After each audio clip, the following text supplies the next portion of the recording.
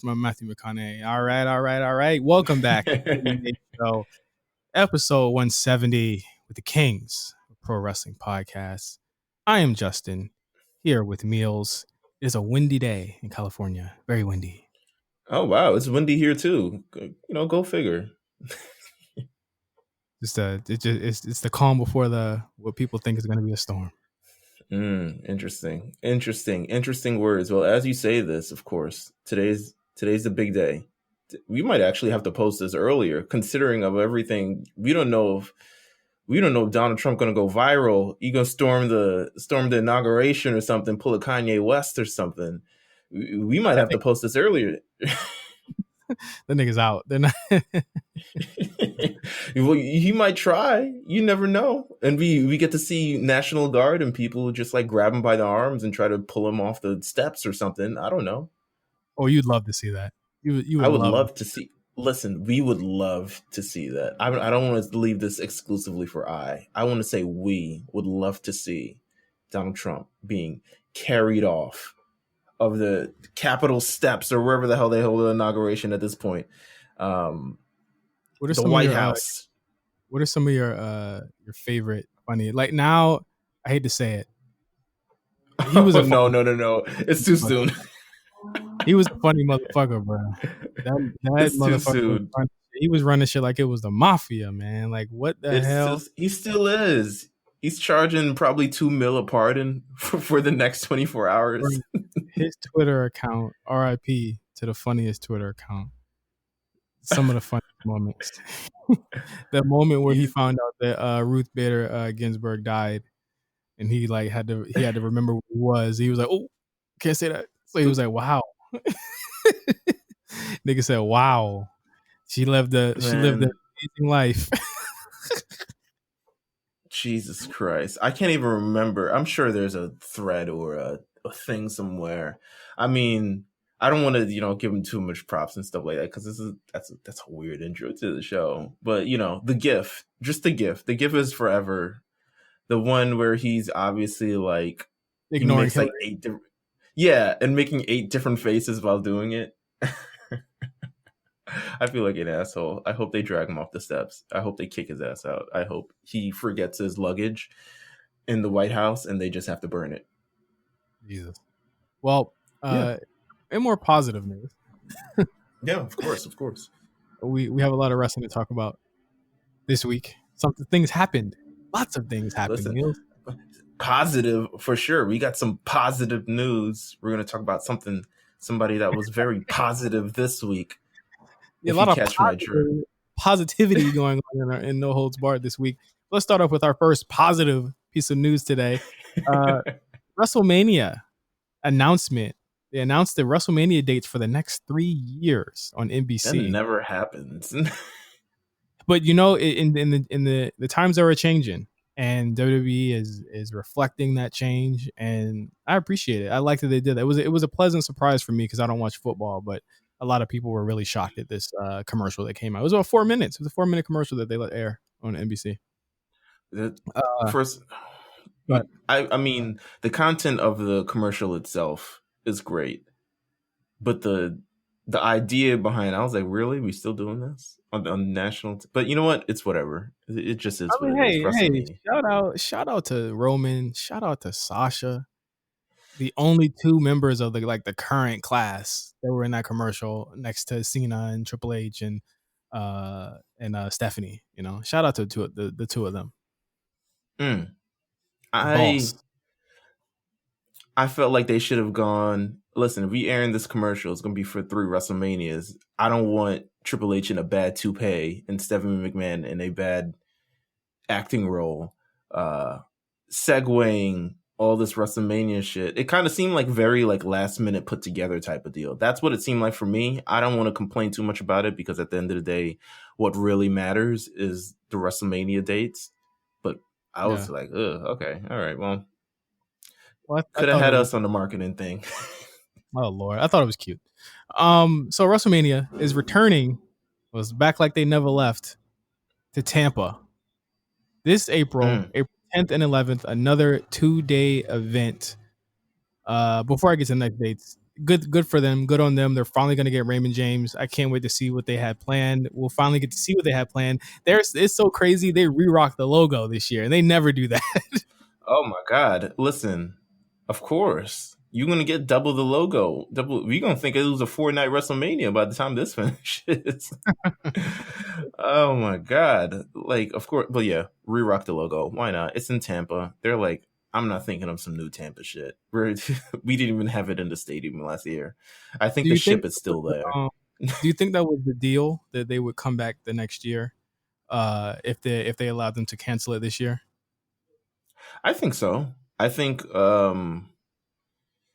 yeah, I just think so. I don't know. I don't know why, but just seems like it it, it was supposed to be a Tampa. I guess it was still in Florida itself, but it's supposed to be in Tampa. Tampa wants the WrestleMania because you get the press, you get the attention, you get the I mean, you get the But people however, who aren't wearing masks and people you're who not are. you're not gonna get the same money being driven into their economy this year because a lot of people are like, well, you know what? I don't underestimate the stupid of people. So you know what? I'm not gonna finish that sentence. People, Yeah, if they would absolutely fly out to go see that WrestleMania. absolutely. And I think just in general, I think for anything at this point that presents even the minute uptick in economy driven things for the state of Florida or anywhere in the country, they're here for it. So I just think just even the mention, just even we're going to put WrestleMania things on flyers, there's going to be a lot of attention. We're going to hopefully, because Florida isn't closed, well, at this point, like Yeah. it's never been closed. Like people are gonna go out, people are gonna see these things, people are gonna get excited, people are gonna be very interested, and depending on if people will be there, given our new change in government and whether or not they will allow such things to happen. We'll Yeah. see if people are actually go there. I made a joke of WrestleMania Vaccess. You got a vaccine, you get special access to the thing. So WrestleMania Access, maybe. Um, Next year, WrestleMania will return for WrestleMania 38 to Dallas on for AT&T Stadium. We back, baby. Mm.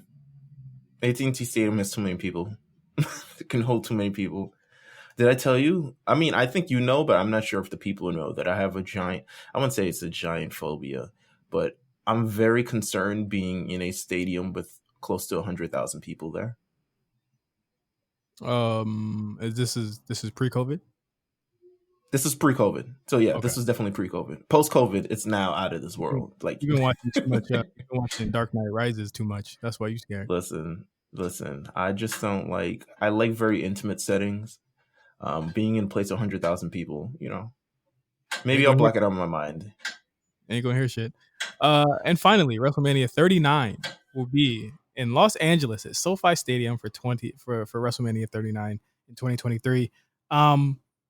I like this. It's a good idea. I think they want to make their first impression at SoFi with a potentially, packed out stadium. I don't think that they'll be completely packed out next year, but hey, they've already done Dallas before. Who knows what the regulations will be at that time next year? But I like the fact that they want to go big for LA WrestleMania, and they're going to do it a year, and a year where we possibly could be ahead of this. Lord willing, and there isn't the UK drill variant of COVID already out there. So, um, but I like these ideas. I think that it was spectacular for them to announce this in advance to get people excited, to give people hope that when they come out of this, there's something to look forward to. I think that was the bigger message there to me was that hey, this is something you can look forward to when all of this is over with. SoFi was finished, right? SoFi is finished. Yes. Okay. Did it just recently finish, or was it finished It just recently finished, I think. I don't have a article for reference, but I do know Right, that it right, is. right. Okay. Um, I haven't even been around there Yeah. at all, but they're hosting the Super Bowl there next February, so you'll get to see it in all of its glitz and glamour. But it's gonna Okay. be hosting the Super Bowl next year. the college national championship in 2023, 3 months before the Mania. And, Okay. So it and was getting a lot of and wear and tear and use and stuff. Good. yeah, and during the Olympics, which should not be coming to LA at all, they need to stop this. It will be where the closing and opening ceremonies will be. Yep. I'm not putting it past our government to continue to hold the Olympics. And Oh, they absolutely are, bro. They absolutely are. It's expandable up to 100,000, 240 people for like Super Bowl, WrestleMania, the World Cup, Summer Olympics, and other major events with 70K on its own. That's pretty impressive. Not gonna lie. It opened in September, so yeah, it's been open Interesting. for a while. Yeah. Interesting. So, we'll see. Maybe by 2023 we'll be ready to have a live show. Well, it's supposed to happen, but you guys got to wait a little bit longer. You have to wait till 2023 at least. Yeah. Next up on No Holds Barred, AJ Styles had a brand new episode of Untold, a series which I think should be way longer than 30 minutes. I was very disappointed to see the runtime. That aired this weekend or last weekend. I really liked it, man. I thought it was. I had a stupid, goofy smile on my face in the last 10, 15 minutes of it. When my favorite part was when Samoa Joe described how he knew, and he was trying to, he knew about Nakamura and he knew about AJ, and I thought that was such a really cool Easter egg, and never before heard or seen factoid about this whole thing, and I really enjoyed Joe throughout the whole thing, just being AJ's friend and being like, talking shit, but still like giving him respect and stuff like that. I thought it was really cool. I agree. I thought it was incredibly candid. I thought it was very, I don't think WWE has done any sort of long form documentary about AJ Styles and his entrance to the WWE as of yet. And it's been about 5 years since that time. But usually, maybe it's because if he had came in 2019, we would have got a whole doc or something like that. We would have had to go whole WWE 24 and et cetera, et cetera. I just think it's maybe because, wasn't quite there yet with the network and sort of the content that they had. But it was great seeing it 5 years later, getting that whole story. Them telling as good of a story as they could, which includes the TNA, the Impact Wrestling departure, which includes the New Japan departure, which includes everything kind of building up to that moment. And I just thought, yeah, it was incredibly candid. It was much better than I just thought it was going to be about the Royal Rumble. He shows up to the Royal Rumble. Yeah. Ooh, They went through the whole thing. The WCW stuff was really good. And again, shout out to them for working that footage. Like there was one part where they show AJ as an extra and they zoomed in on him and just like, bing, bing, that's AJ. Like, I thought that was a really cool thing that they, they're so in depth with this. I think, wasn't it like a couple of weeks ago, they made like a really last minute edit to that Goldberg one? Where they talked about like I forgot what the edit was, but they had gotten a story incorrect and they edited it at the last minute. I think Meltzer had talked about it.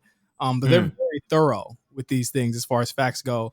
Love the New Japan footage or picture stills. And I just love, how much he talked about like his family, and again, like the actual build up to the Royal Rumble moment was really spectacular. And I just think of that moment and that night is one of the best reveals that I think that they've done, before Edge last year. Yeah, it was incredible. I mean, we talked about it a little bit last week with the 5 with J5 and kind of that moment, but once again, yeah, an incredible reveal for AJ Styles. So if you have not watched it yet, I would suggest watching it now. I mean, or after this podcast, legit, and just have it on and run it. It's really, really good. Absolutely. Next up, some more positive news. You ready for this positive news, Neil? Let's get positive on this. Yeah. Chris Jericho revealed that he had COVID in September of last year on his podcast that is broadcast to thousands of people. Some of them his fans, maybe his coworkers. This raised obviously a lot of questions because Chris Jericho never left TV from the moment that he said that he had COVID.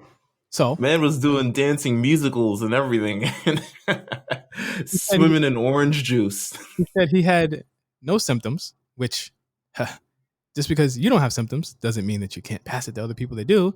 It makes you wonder, absolutely makes you wonder for all the people that have disappeared off TV on AEW. I'm sure Cyrus knows a lot of them within the September to December range. Mm-hmm. makes you wonder who gave it to him. Hmm. Hmm. Hmm. Yeah. Listen, we're not gonna sit and say more than what we already have said about Chris Jericho. We already know. You already know. We got the receipts. We got the invoices. We Yeah. have kind of everything that we need at this point on Chris Jericho. Yeah, there's no question about what type of guy this is. But Meelz, Absolutely. the audacity to just again downplaying the COVID-19 pandemic again, um, just trying to make it seem like it wasn't a big deal or isn't a big deal. Not smart, fucking stupid. And again, I would tell like if I was Tony Khan, I would be calling Jericho and telling him to shut the fuck up and stop doing and saying stupid shit. If you're gonna be and listen, it's pro wrestling. Let's not act like one company is more woke than the other, bro. They're both Right. and they both employ shitty people. We had to watch Jackson Riker on our TV for more than 10 minutes this Monday. I wanted to tear my fucking hair out. But I didn't even watch, but yes, go ahead. there is a moment when you have, as a boss, and WWE does this often, you tell these people to muzzle themselves. They're not doing this with Jericho. They're allowing him to spew untrue, just not factual at all things on his own show. And now he's admitted that he had COVID. Hmm. It's not a good look. And that's just really the lightest part that I can say about that is that it's not a good look just for the company and kind of the kind of everything that we've been talking about over the last year, I guess, regarding the company's stances and kind of everything. Oh, we're doing testing. Oh, we're doing this. Oh, we're doing that. The man has been on TV constantly, unwaveringly on TV, featuring his own group. I pray the Inner Circle. Haven't received anything. Did LAX disappear at one point? I gotta ask Cyrus. I wish Cyrus was there. Like he would know who wasn't on TV, who had been on TV. But you know, it's terrible, and he's gonna continue to do this because he doesn't think anything's wrong. He didn't think the Sturgis thing was a big deal either. So it's just really sad. I listened to Jim Cornette talk about this, and he was very upset about this. I mean, obviously he's upset about everything. He Everything. Really, but he considered Chris his friend, and he said, I've always kind of given you, a pass, but like this time I can't give you no more passes. Like this is it for me with you, and that, I mean, I appreciate him taking that stance. Beside the other stances that he takes that are problematic, but yeah, I just had to. Yeah, of course. Next up, Adam Cole talking a lot about main roster in a recent interview. He said that he has no plans on leaving the NXT roster. A lot of people feel a lot of ways about this, but listen, man, they're not gonna allow anyone to say, I want to go to Raw or anything like that. Why the hell not? Marketing wise, business wise, why can't they say I want to compete at WrestleMania?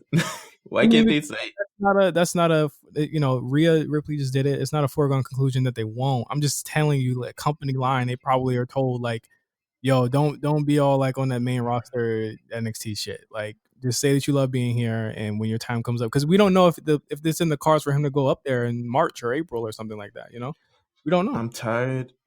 I don't want these people forever in NXT. The beauty of NXT, is that the cast changes so many different years, and you get an evolving thing. It's like the WWE roster, except it goes at least like 10 times the speed that it goes on the WWE. We're still seeing, Kofi Kingston and Miz, but that era, Kofi Kingston, Miz, Ziggler, that era for the most part is gone, and we're currently in a new era, and we're currently building new stars. NXT, the beauty of it is that you knew it was kind of developmental. It was even a charm to it, I guess, is that you knew that it was developmental. You knew that these people were in their stages of building something and that they could eventually be on the WrestleMania stage one day. I can't imagine a world for the main roster that Kevin Owens is still in NXT, that Shinsuke Nakamura is still in NXT, that Sami Zayn is still in NXT. It's just something to me that, and you know what? If you love NXT, by all means, continue to compete at NXT. I mean, I have no problem with that. At the end of the day, you're going to do what you want to do anyway. But I just think that for career growth and for trying new things, and the doorway is legitimately right there. At some point, AJ Styles in his life had to say, like, Impact Wrestling was cool, but they're not paying me as much, and I want to see what else I can do. I want to see where else I can go. I want to see how high I can fly. And you'll never know that unless you leave where you probably feel most comfortable at. Now, I just hope that's not the same for the rest of the Undisputed Era. No, I don't think. Again, Adam is a complete professional, and that's why I say that he probably is doing that so he doesn't step on anyone's toes. Like any interview he's ever done. I mean, I interviewed him for the show. You know what I'm saying? Like any interviews that he's ever done, he's always come off as completely professional. I mean, I would think he doesn't. He knows exactly what to say. I mean, he's media trained. It seems like, like he knows not to be like, "Hey, do you Except the want time he went on F-bombs on the what's his face's show. that was planned." You know what I'm saying? Oh, That okay. the only time that he would exactly like the only time he wouldn't is when it's to make to build an angle. Like I just don't think Adam is going to do that. I know he wants, everyone wants to go to the damn main roster. Fuck what anybody says. Everyone wants to go to the main roster because they want to get out of the what they believe is the minor leagues. You know what I'm saying? And that's what people consider NXT. The So idea that it's not all right. I don't want to. Okay. I don't want to shit on NXT too much because NXT is fantastic and it's an alternative and it's great. But the idea that it is somehow equivalent to Raw and SmackDown to me is just a completely foreign idea. That it's great in a sense of like camaraderie when you're and to on build it, that. but when you're employed by that brand and you're working for those people, you have to say that. That's just Of course, you work for WWE though. Like you don't work like NXT is just a brand. Like we get that, right? Like, and ultimately you work for WWE. So I get the idea that you definitely want to say this because you're in NXT and NXT's a family and it's close knit and it's very like they have they're very they have I guess the brand what's it called? I guess brand loyalty or something along those lines to that. And trust me, everyone who's came from NXT has that similar thought. But the idea to me that NXT is not, it's clearly like not the same as Raw and SmackDown. I know he's going to say it, but you can't get me to believe that. I don't think he By was trying to any, get you to believe that. He's just saying that's his preference. You know what I mean? Like because he you said he was on the main roster, and I was like, huh? But, okay, but that all I right. mean, if that's what he is gonna say in order to, you know, we don't really know was behind the scenes. Like Johnny Gargano said that forever, but when they had to go to what I'm saying, when they had to go to Raw and SmackDown before Ciampa got his neck hurt, they were on there. They had no choice. Yeah, they were on the main roster. You know what I'm saying? Because at the end I of the mean, day, if Vince makes that call, all that shit goes out the window anyway. So absolutely. I don't want to get caught up in what Adam might say or Johnny might say or Ciampa might say, because at the end of the day, the guy who makes the real decisions is Vince McMahon. So Absolutely. Adam can say whatever he wants to say. At the end of the day, if he says I need you on SmackDown and leave your homeboys, that's what he's gonna have to do. You know what I mean? So like that is what it is. I just think of Adam, just seeing his interviews and having met the guy in person and seeing how personable he was. He handles himself like a Roman Reigns. He handles himself like a John Cena, as someone who is very, very nice and very easy to talk to, but also knows what to say to keep his ass in that room. And I'm sure that's going to come up when his contract it comes up again. That's going to come Right. any stretch of life. Is that this guy has always been a team player? That's why you should pay him this much and this much and this much. I want him on the main roster as badly as you do. I hope that that's not a real sentiment, but I'm in my heart saying that that's probably not really what he feels. Interesting. Okay. We'll see how it goes. And that was no holds barred. I am now. I've been trying to hold off on this for as long as possible because I'm afraid of what Meelz has in store this week. Sure. It is time once again. Lord Jesus, please save me for the 5. What is it? 5 with J5? What is it? What is the show called? 5 of J5, baby. It's 5 of J5, man. Listen. So there we go. Thank you for that. We needed sound effects for this segment. Give you on drop. Give you on drop. I gotta make sure. Yeah, I gotta get that machine myself. So Meelz, what do you have in store for me this week? All right, so let me tell you the plan. What was the initial plan? So the initial plan was Royal Rumble 2011. I don't know if you've seen Royal Rumble 2011, but it's a gloriously unspectacular Royal Rumble. It was the 40-man Royal Rumble. It featured more schmoes than you would ever know what to do with. I think Alex Riley was in there. I think, a bunch of Tyson Kidd came out, like, no offense to Tyson Kidd. I mean, he's a great producer now, but like the schmoiest of schmoes, in my opinion. So we're not going to do that. We're not going to do the 2000 Royal Rumble. It was won by Alberto Del Rio. It just doesn't age well at all. So what we're doing is, this is the 20th anniversary of the 2001 Royal Rumble, however. Oh my God. 20 years since Royal Rumble 2001. A little bit of a tidbit. Royal Rumble 2001 was the first pay-per-view that I actually ever ordered. And the only reason I got it was because I think my mom got like pay-per-view vouchers at work or something. Like she wanted at a holiday thing, I think. And we were like, okay, we have enough to actually order the pay-per-view and stuff like that. And that's how we ordered it, because there was no chance ever in life that my parents were ever ordering a $30 pay-per-view every month, period. When you think about it in a vacuum, $30 a month for your kid, you could do that. I'm not ordering WWE pay-per-views. That is $30 a month is like at 2 Netflixes at this point, I guess. It's like 3 network subscriptions a month. I couldn't do it. And then then it came to like $60, and it was like, okay, you guys are doing the most. That's Nonetheless, for HD. That's for HD. Who's getting HD pay-per-views? I don't need this and that. See Snitsky's zits in HD. I don't need that. And it was like, it's only HD if your TV supported a high definition at that point. So it's like, if it didn't, you just paid $60 Exactly to watch some wildly out aspect ratio, etc. You know what? Let me get into this damn thing. So the 5 of J5, it's Royal Rumble 2001. We're going to talk about the entire event this week. Oh, it's not just the Rumble, but it's the entire event. Don't worry. It's only 5 questions. You will do fine. Are you ready, sir? Yes. Okay. First one is a softball. Okay. The first question I have about the Royal Rumble 2001. Who was the celebrity entrant in this year's Royal Rumble?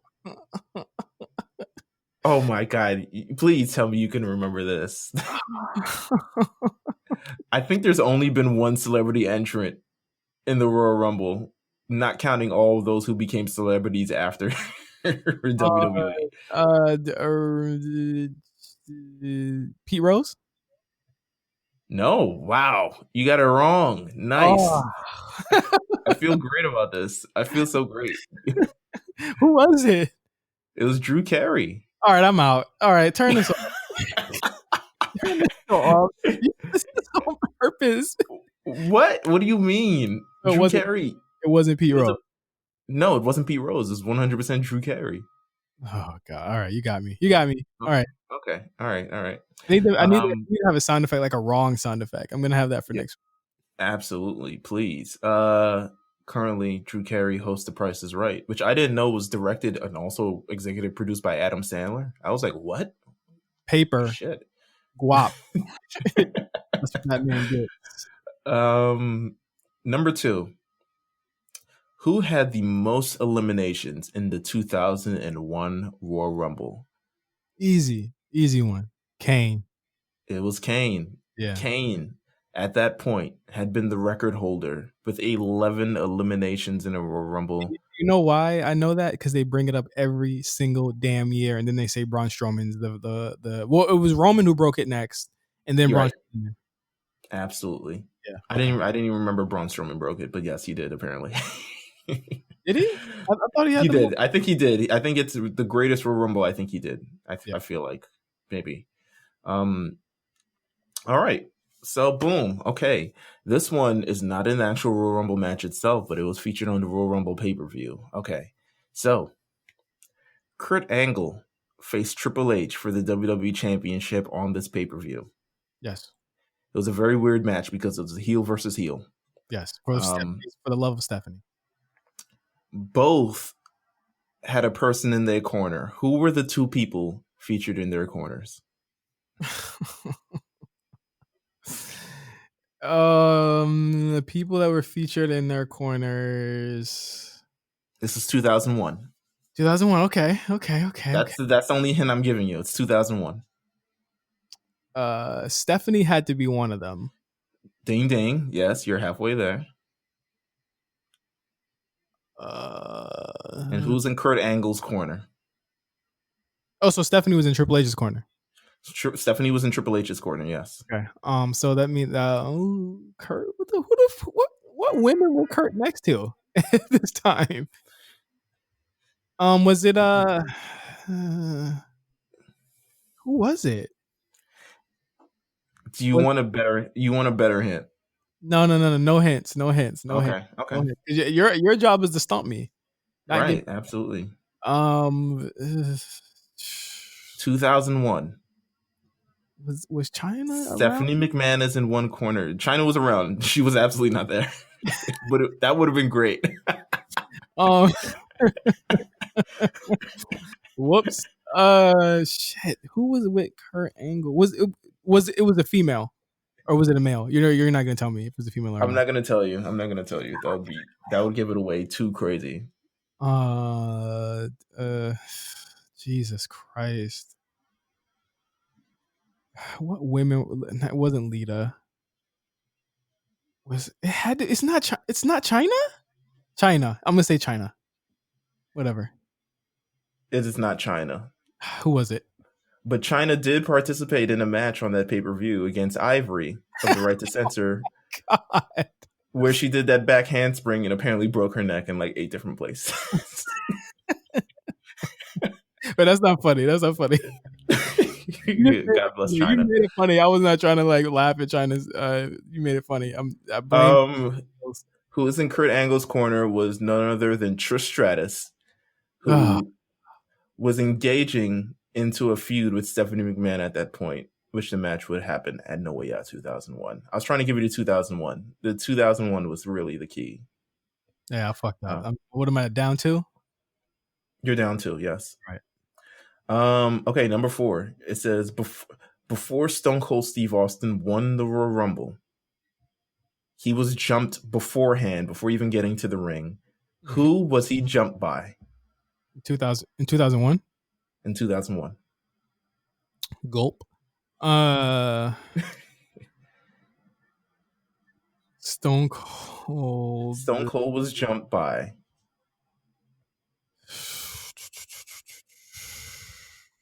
Would you like a hint? Stone Cold was jumped. Well, he won, didn't he? He won this one, right? He won this one. This leads to Rock versus him. Yes, that does lead to Rock versus him. All right. Give me a chance. Okay. Give me a chance. Give me a second. We should do the whole the whole Who Wants to Be a Millionaire. I should have you like phone a friend and all types of other shit. Who would I call here? Ooh, I have no clue who I would call here. Was it you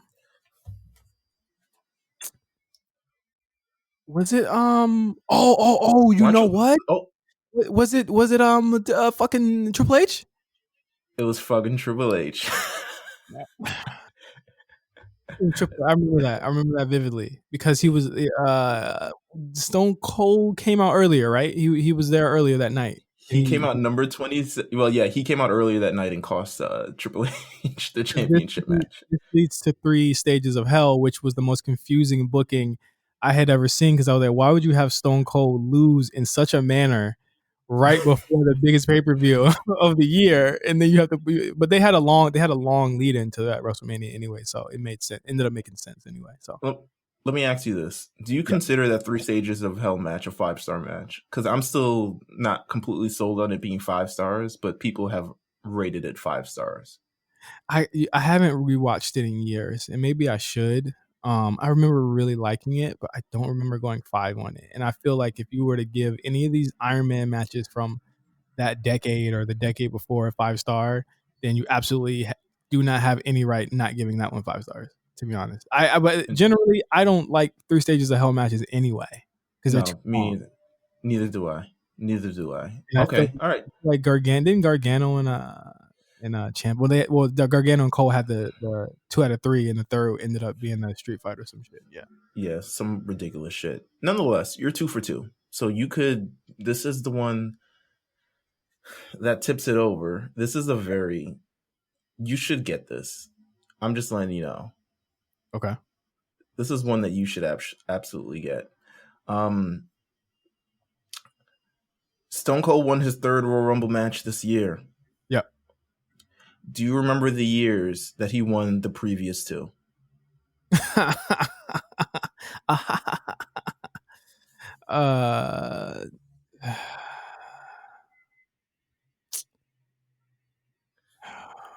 Imagine if we could call Mark. Mark would definitely know. Mark would definitely know this. The previous Royal Rumbles he won. All right. Didn't he go back to back? He won 97, 98. There you go. Listen. Yeah, he went back to back. I was so afraid. I was like, oh shit. He was injured 99.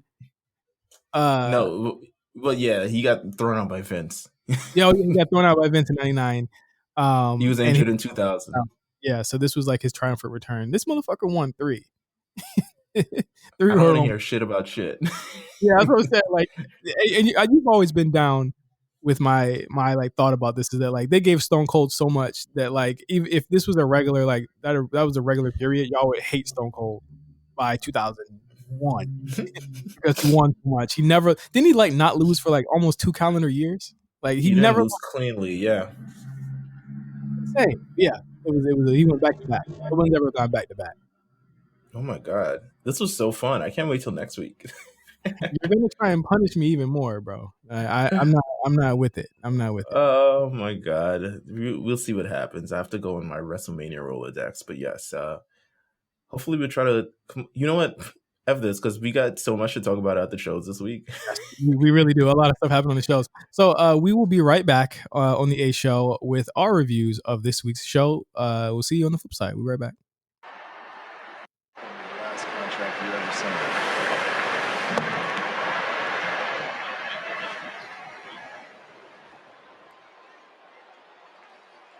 I've waited all night for you to do that.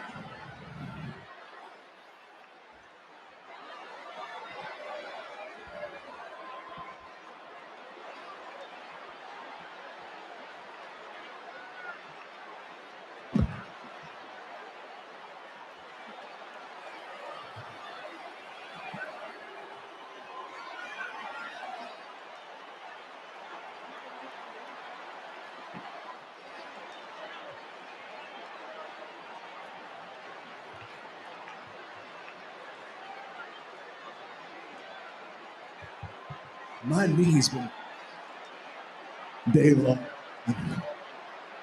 It's one of the damnedest things. It's one of those old injuries, you know. You know what I'm talking about. You will know. One of those injuries that it creeps up on you at the worst possible time. Like right now. But don't worry. Don't worry. As you all know, standard WWE contracts all say the same thing. And as a WWE official, I reserve the right. Because at the Royal Rumble, I'm not sure I'll be medically cared to find a suitable replacement for the championship match. And in fact, a suitable replacement is just what I have in mind.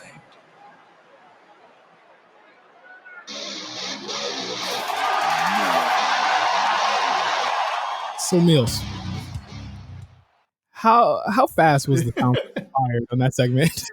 Completely ruined to me what was like a home run segment by the mic issues. They had. Oh my god! I completely forgot when I cut this part. I was like, oh yeah, that did happen.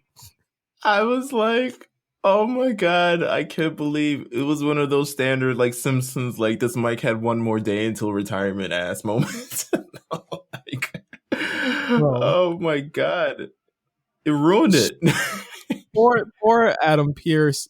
one of the most important promos of his life. I thought he nailed it for the whole night, and then they just get to that part and they completely fumble his mic, and I was like, oh no, like Someone had to. I would have yelled at somebody. I would have been.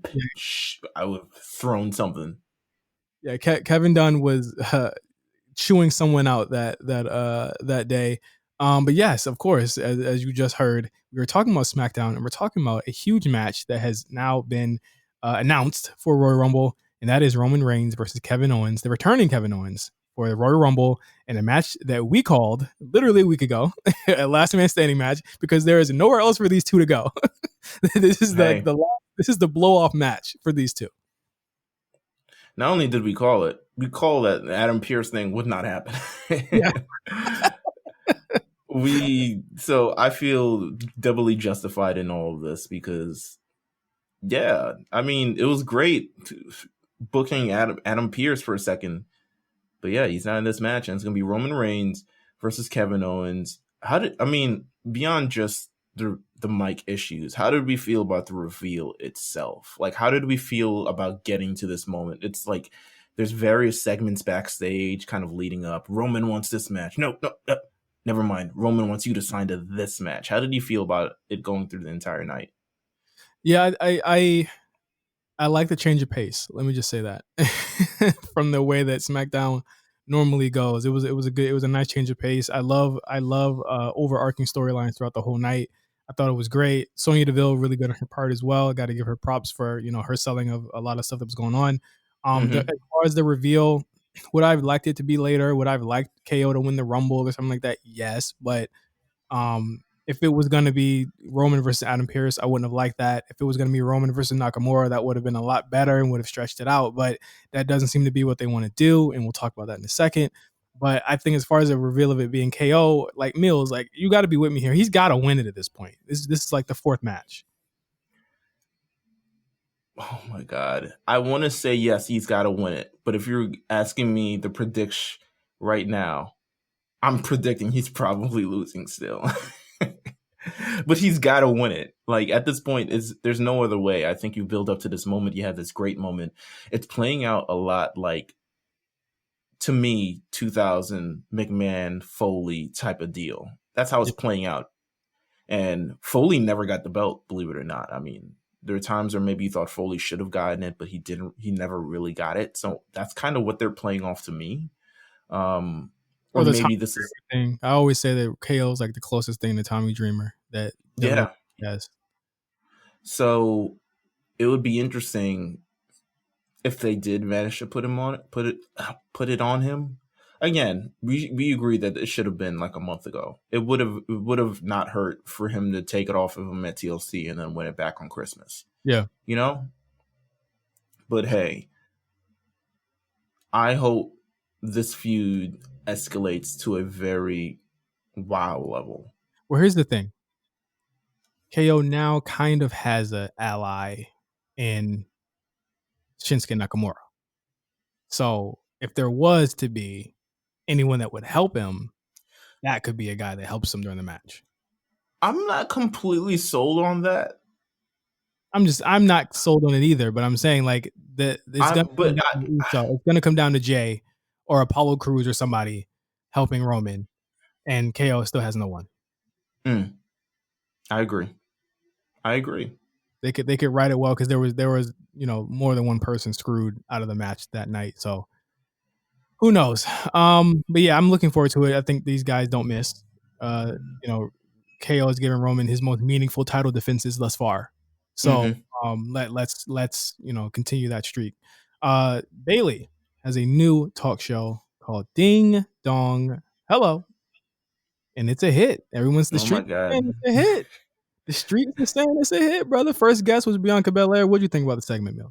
I love the segment. I love the fact that Bailey is kind of, and I think it's a stark difference from the Bailey that we've gotten over the last previous year, where she kind of had to establish herself as a contender and just had to be like, okay, I'm running, but I'm also beating people's ass. I think Bailey right now has what would I call it? I guess the creative How could I stretch this? She's got stroke now. Yeah, She's held the title. This usually comes with people like a AJ, like a to a lesser extent CM Punk, to Cena. Like the people that hold the titles for that long and get that trust, they get the ability to book their own shit. And this seems like it was completely a Bayley creation. From like, and in fact, I'll go above that one, and I'll say the whole Bianca Belair feud seems like it is a Bayley creation. absolutely. And it just feels. I'm glad they're continuing it. I'm glad it's it maybe it'll blow off at a major pay per view. Maybe it'll blow off for a championship or something along those lines. But first of all, Ding Dong Hello, the set itself, amazing. The way everyone kind of sold it, amazing. Having to walk through the door. Having to walk through a door with no other thing around it, amazing. I'm a fan. I'm a fan. Keep doing it. I want to see Ding Dong Hellos at least once a month, maybe. Someone got to go through that door, right? Just don't make it like a Alexa show. I don't like that show at all. No, me neither. Shinsuke Nakamura and Cesaro rack up some big wins before Royal Rumble.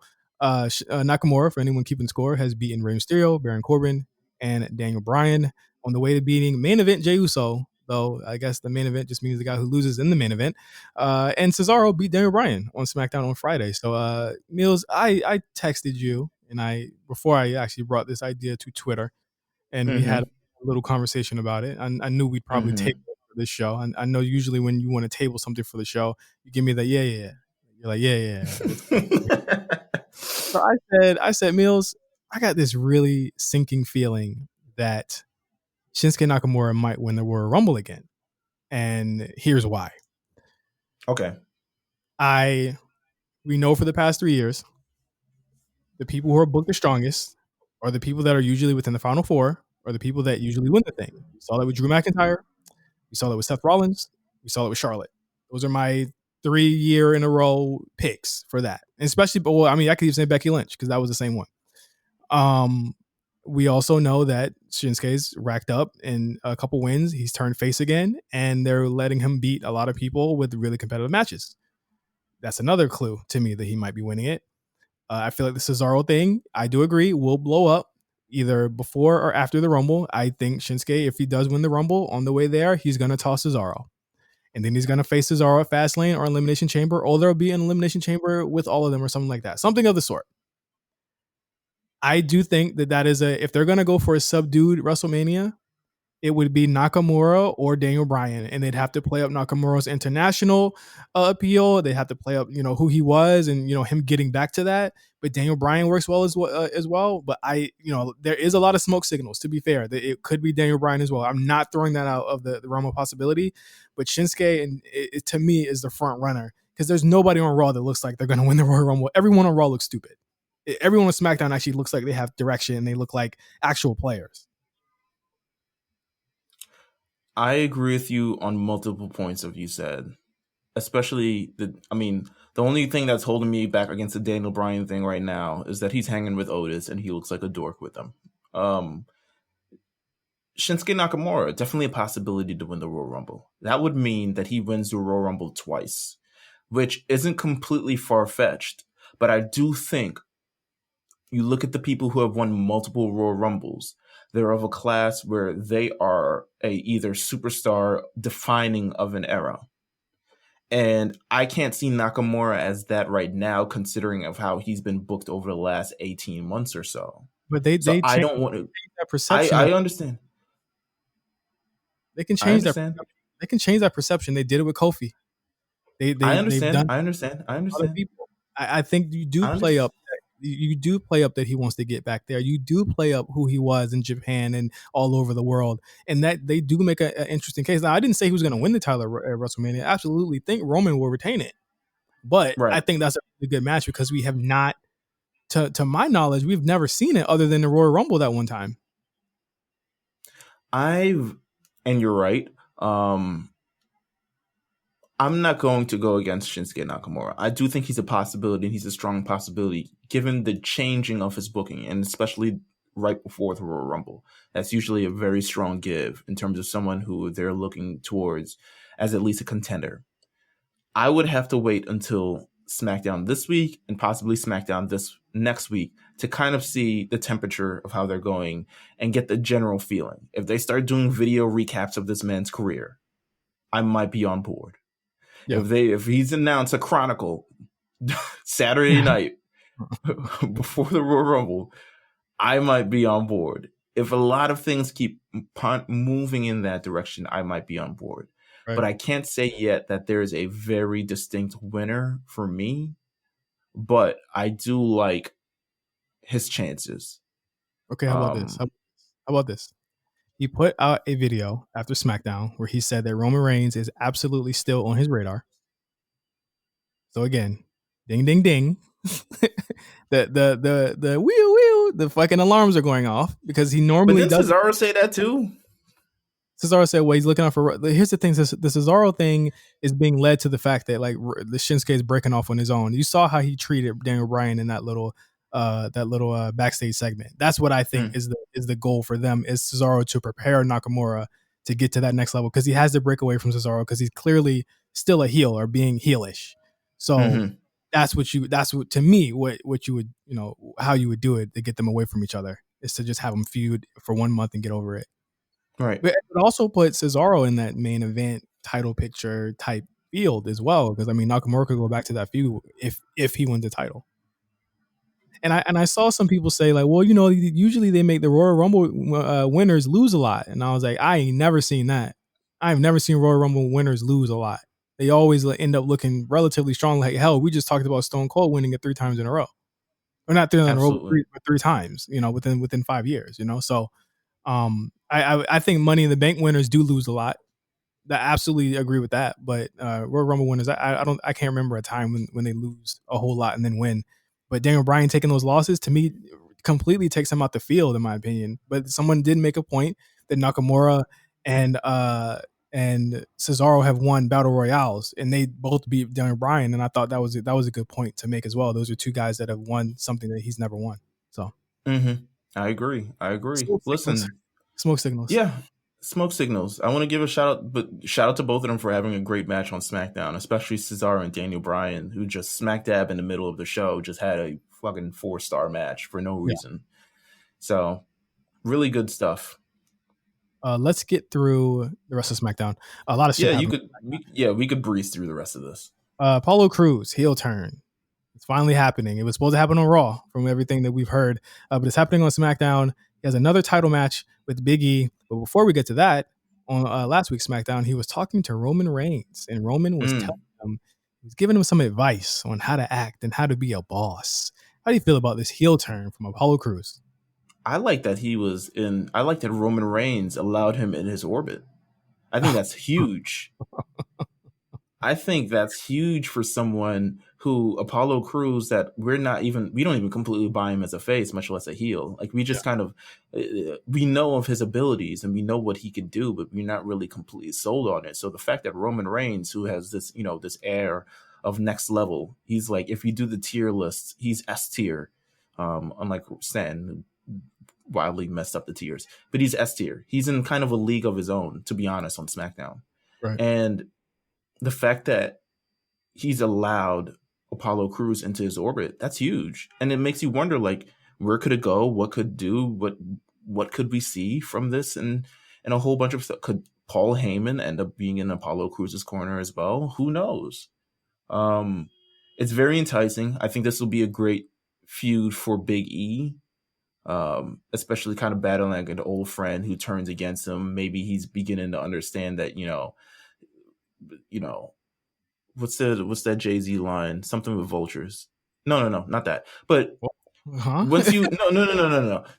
It's something where it's like I forgot. But once you reach the top, you see more people are against you than they actually are for you. And I think that's a great motif for this feud, because you see when Big E gets the Intercontinental Championship, suddenly his friends are like, yo, but I deserve one, right? Like, he got to hit him with the, man, we supposed to be brothers. Like, I want to see Apollo Crews bring back the Too Easy. That'd be cool. Yeah, that's a good gimmick to have for a heel. Very good Yeah, gimmick. I just throw it back in there. But yeah, they have a title match this Friday on SmackDown, so So who knows what'll happen. or actually this week on SmackDown, we get Sasha Banks versus Reginald. Wow, very little Sasha Banks this week. And Baron Corbin, Rey Mysterio He happened beat this up week. Rey Mysterio and his stupid kid. Yeah. Yeah. What can I say? I mean, Ray is where he is. But did you see what Ray said? Ray in that little segment, he says, what did he say to Dominic? He said, I'm going to take you to somebody who kind of knows how to deal with this, or he's going to find somebody who knows how to deal with this. Could that be, what's my man's name? Damian Priest? Oh. Listen, if they find fire with Baron Corbin, that's Damian Priest right there. Yo, Meelz, you are very smart. I saw it was a suggestion on Twitter. I wish I could find the person's name now, but it didn't just come from me. But yes.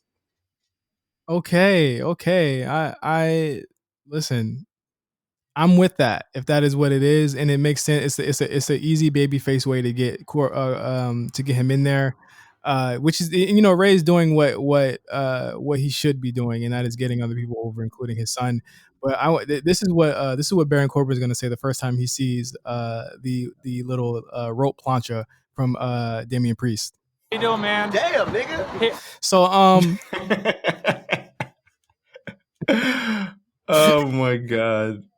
All right, yes. We gotta hurry up. That was SmackDown. I like the show this week. It was good. I agree. Wait. I'm gonna give it 4 seconds of Billie Kay appreciation. Okay, one. Just 4 seconds. Okay, one. She was amazing in her role. Thank God for Billie Kay on SmackDown. That's it. 6 seconds. Fuck. All right. I was kind of fast. Raw. I hated this fucking show. After it was over, I texted Meelz. I wanted to share with what I said to Meelz last night. I'm pretty sure he woke up laughing. Where is it? Where's the text? Let me scroll up here. 11:01. Yeah, fuck Raw. Fuck that ending. Fuck that show. No sir. Fuck Raw. Mind you, this is 2 a.m. my time, so I'm fully asleep at this time. I was out like a light. Well, there you go. There were so many things. I want to push the Randy Orton thing to the back because I thought it was fun. I thought that was actually pretty good. That was the one thing I liked about the show. I did not even pay attention to that because I was like, why is this kicking off Raw? Why is that starting Raw? Change of pace. But I wouldn't have started it after the MLK package. I just thought that was hilarious. Started after MLK. My man in a gimp mask trying to figure out what's going on with his life, and the voices are becoming louder. He had a red marker on his nose. I said, man, this is it for me. I love it. I fuck with it. Hey, Randy, you okay with me? Because Randy's all in on this. And you can tell, like, he is not saying no to shit. He's doing everything for this thing. He's absolutely doing everything. As far as the in-between of Raw, because I think the Randy Orton thing is he's carrying this. We don't even need the Fiend. Fuck the Fiend. There were just so many stupid booking decisions on this show this week that I'm literally heavily considering Colin Kaepernick taking a knee on this show for the foreseeable future. This is not how you start Mania season off. AJ Styles versus Ricochet. It was said, last week, AJ basically blocked Drew Gulak from being in the Royal Rumble. I mean, mind you, this is a roster that cannot afford to lose anyone from the Royal Rumble. There's literally not enough people. Even if I were to count, it's going to be a bunch of people that chase the 24/7 title. So you're missing star power. So, okay, Drew Gulak, sure. But you have Ricochet go against AJ Styles. Ricochet, who is trying to rebuild his character after losing for weeks to Retribution, and he loses to AJ Styles again. It has been about a year and a half. Not allowed in the Royal Rumble. And he's not allowed in the Royal Rumble. What the fuck was the point of this match? Why have it? Why are you booking AJ Styles, who, again, does not need a heater like Omos? And I've said this since the moment that they introduced Omos. What is he learning here? You don't need him because he already wins clean. He wins. He's the only heel who ever wins clean. Am I crazy? Well, he's not the only heel who wins clean, but we'll get to that in a few moments. But no, we're gonna get to him. But it's like, why did you need Almost? Also, why would you beat Ricochet? And like, why are you beating him so much? I don't understand this. Why is AJ booked like he's a guy that could beat Drew McIntyre when he's not a guy who can beat who? Actually, fuck that. He's a guy who didn't beat Drew McIntyre a month ago. Absolutely. A month ago, with help, with 4 people. You could not beat him. Man was being Elias for no reason a couple of weeks ago. Why the fuck would I even want to see that match again if he does win the Royal Rumble and he won't? Am I crazy? No, you're not crazy. This is all the things that I've been saying and thinking and all this other stuff for the last number of weeks. That's why Raw has been such a...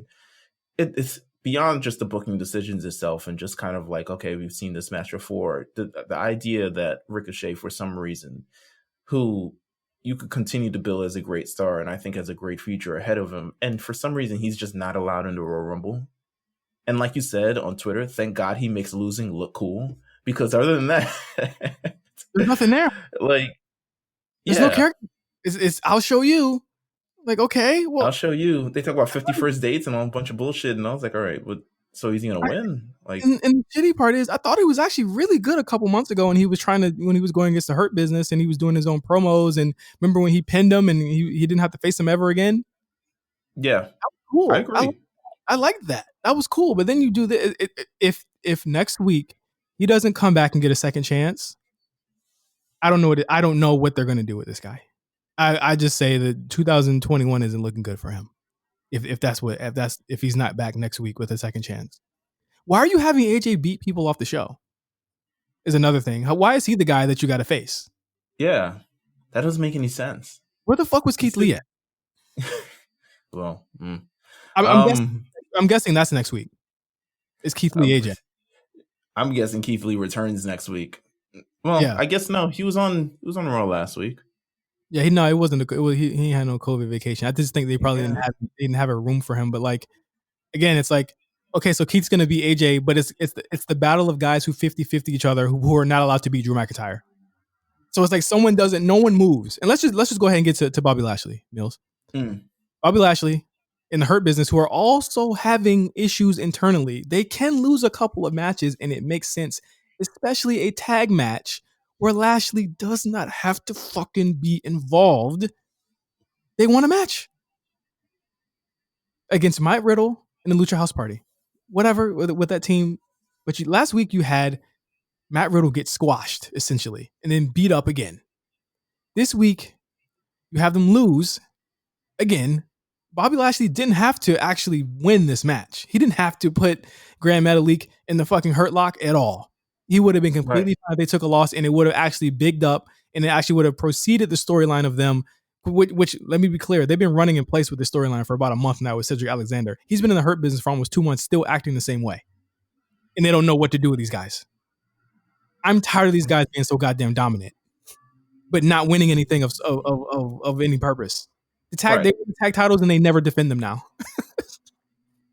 Like, they're supposed to defend. I'm assuming the next contenders are Lucha House Party. But at the same point, it's like, if Bobby just beat Grand Metalik, like, what's the even point anymore? Why are you booking Bobby Lashley? And again, if there was anyone, to be fair, if there was anyone in the Royal Rumble and from the Raw side that had a chance to actually win this motherfucker, it's probably Bobby Lashley. But you can't even see that. Like, no, I'm not selling. You're not selling me on that at WrestleMania. I'm sorry. He got beat by Drew last summer. What the hell is going on? Because this is not a problem with there not being enough people on the fucking show. Because they put out a lot of people on this show this week. There were a lot. All of Retribution was there. They all pulled up. Mm-hmm. I'm so done with the way that they book people on this show. The Asuka bullshit at the end of the show. So here's what I'll say about the Asuka thing, which was definitely weird. I mean, I saw it coming from a mile away. However, I will say this. Asuka got in a lot more offense than I would have thought that she had gotten, given this role of trying to unveil Alexa Bliss's new character in ring. She got way more offense. It's to the point where I don't even think Alexa Bliss you can't not sell Asuka kicking you in the fucking face as much as she tried. But yeah, I mean, talk about your feelings on the end of Raw. You have very strong feelings about this. But why? Why are you well, okay. I still think there's room for Asuka, Charlotte. I do think that's still where they're going. These two don't have to be the tag team champions to get there at all. But I get it. You have Lacey and Charlotte at the Rumble, or have them both be in the Rumble and face each other. Because I think they both declared, or have they? They haven't, have they? I'm sure they'll get in. Charlotte has definitely declared. I'm sure Lacey will be in because it's only 30 goddamn spots. Well, there you go. Like, and they probably know NXT. Peyton Royce has declared for the Royal Rumble, by the way. So I'm sure Lacey is getting in. Right. So again, it is, those are the two programs. I get it. I absolutely get it. I understand it. I don't know if I like this Alexa thing. I don't know if I like beating. Well, Charlotte did take a loss the other week too. I think I don't know, bro. I don't know if this is meant for next week on Raw, because I can 100% them booking Alexa Bliss versus Asuka for the Raw Women's Championship next week on Raw, and I could 100% see that. Do I think Asuka will lose? I don't think so. But it also seems like if they were to do something dumb like make Asuka lose the championship, it would be to Alexa Bliss in this kind of corny bullshit. But I'm hoping it just leads to a Raw main event schmaz next week, because you know what? I'm not even completely mad about it, because I understand what they're doing. They're trying to unveil this character in a very interesting way, and I don't think it could have been. I think they see Asuka as someone who would be a reputable win for Alexa Bliss in terms of unveiling this new character, because God knows you don't have anybody else on your roster who can do that. Yeah. I think Asuka makes it believable because she's double champion, and she's one of the pillars of Monday Night Raw. At this point, she's just being used as a player. Asuka's at the peak of like her powers on stage, backstage. They fully trust Asuka, and they fully trusted her in this situation to make Alexa Bliss's new character, this unveiling of this new character, look completely strong. But to be honest with you, as good as Alexa Bliss is doing in this role, and she's doing fantastic in this role, I am not for another Alexa Bliss run. I just don't want it. I don't want it. We had it every time that we've had it, and this is different. So get me wrong, this is different.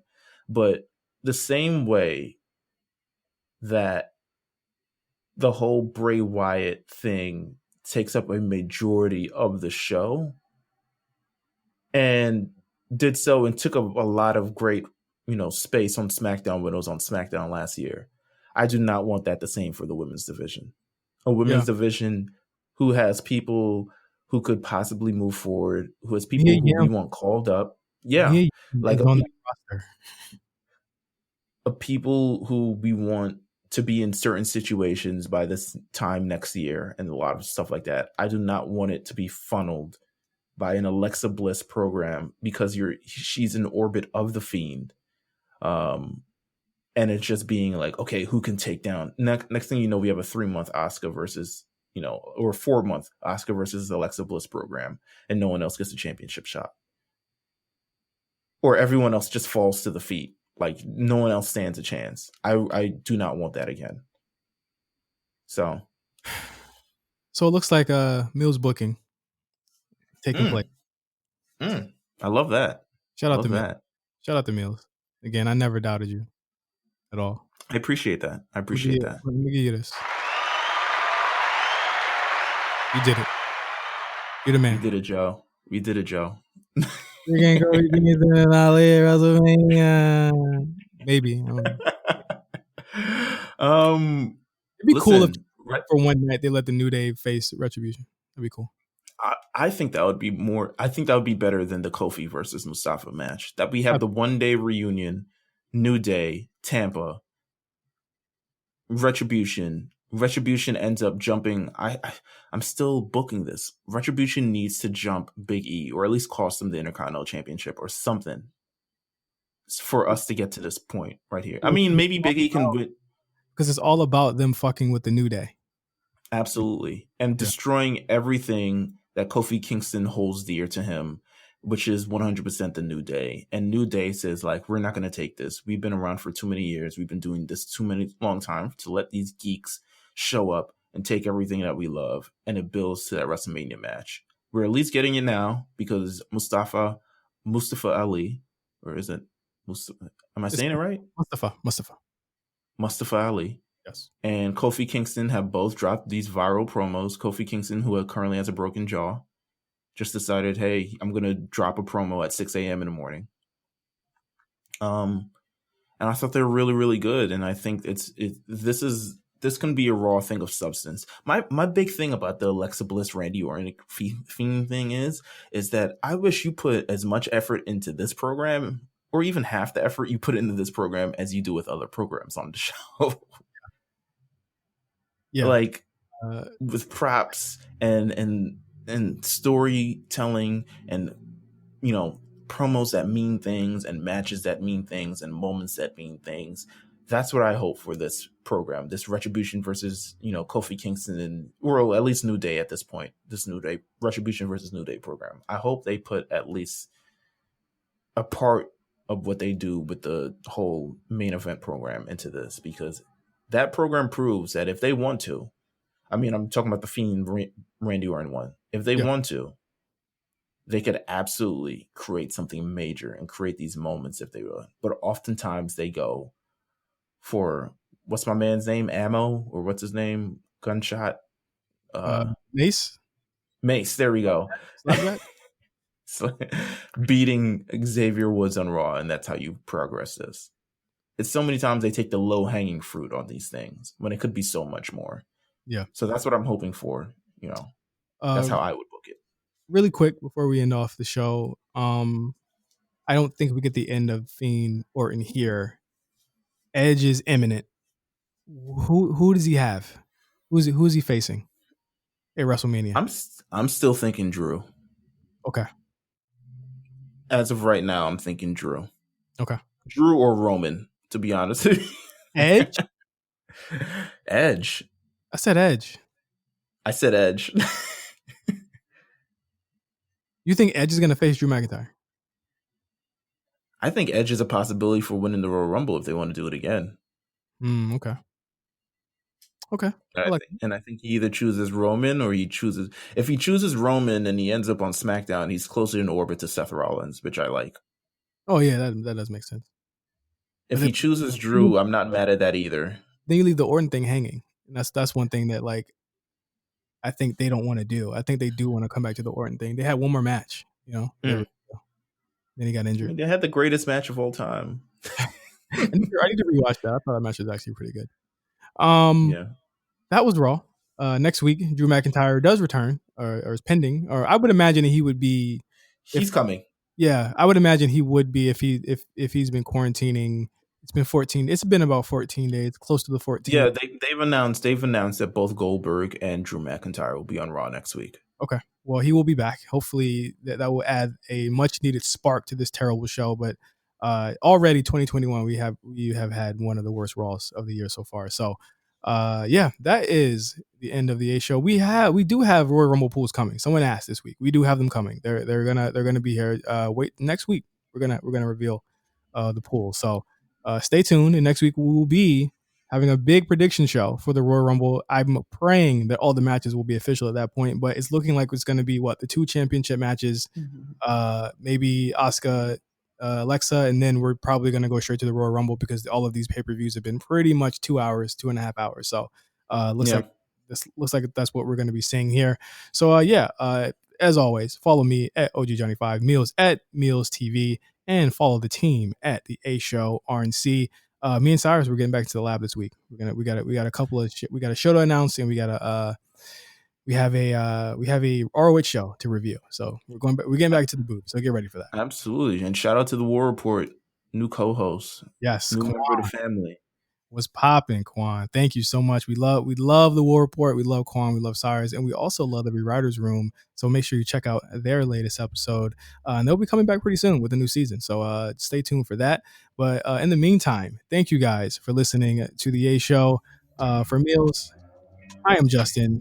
Please wear a mask, be safe, and wash your hands. Peace out. And I'm so tired, yeah, all I need is good vibes. Shit ain't right on this side, yeah, all my niggas dying and the president be lying. I got Zop in this raw, wanna fly, put the Zaza in the sky. Shit ain't right on this side, yeah, all my niggas dying and the president be lying. I got Zop in this raw, wanna fly. Losing my cool, I'm losing my patience. You using your stimulus just to lose it in Vegas. I see a lot of APs.